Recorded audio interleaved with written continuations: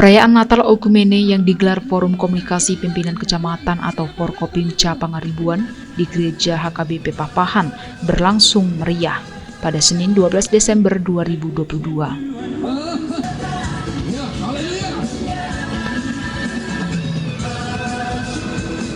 Perayaan Natal kembali digelar setelah 2 tahun sebelumnya terhenti akibat pandemi COVID-19.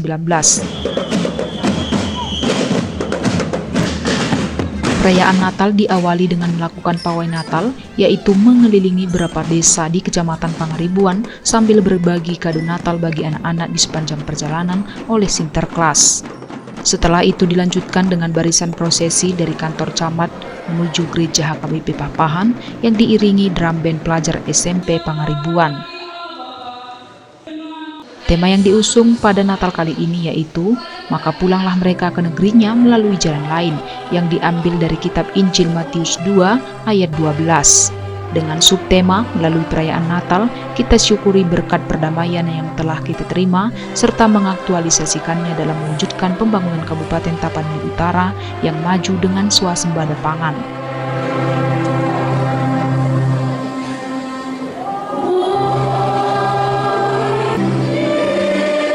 Ibadah yang berlangsung khidmat dan penuh sukacita ini disertai dengan penyalaan lilin dan penyampaian firman Tuhan oleh Pendeta Edwin J.P. Simanullang.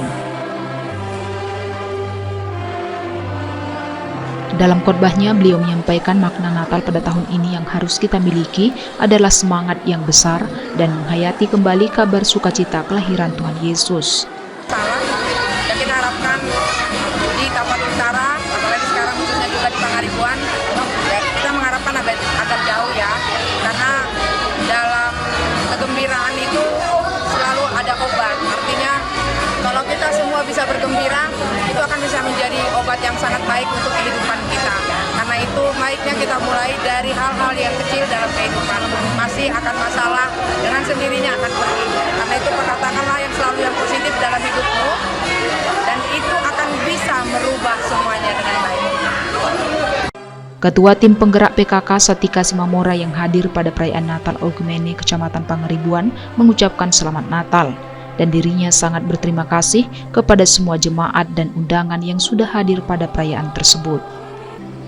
Perayaan Natal ini dihadiri oleh Forkopimca, TNI, Polri, tokoh masyarakat, perwakilan dari 26 desa, gereja, dan perwakilan sekolah-sekolah sekecamatan Pangaribuan.